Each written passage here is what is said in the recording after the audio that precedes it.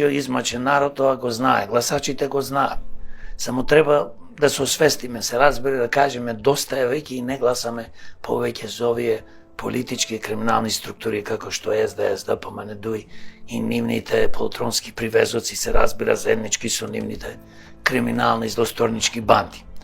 Значи, кога зборува за бројчани, кога зборува ќе ги вратиме, ќе одиме еве сега и од Дуи, Али, Ахмети почна да зборува дека се направи ревизија на приватизацијата.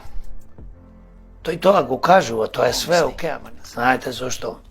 Затоа што нови луѓе не може повеќе да му се верува. Тие 20-30 години имаат политички партии, некои како Али Ахмети 20 и нешто години на власт и ја контролира тотално цела Македонија, бидејќи нашите политички, македонските, поготово политички партии како СДС, ДПМН, бидејќи се криминални партии и нивните лидери, поточно премиери, бидејќи ние секогаш имаме до сега председатели премиери од македонска страна, тие се неспособни.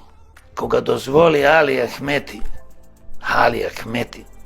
да ги контролира и да биде главен во Македонија, можете да замислите и никош да не му верувате новие луѓе или новие партии. Една работа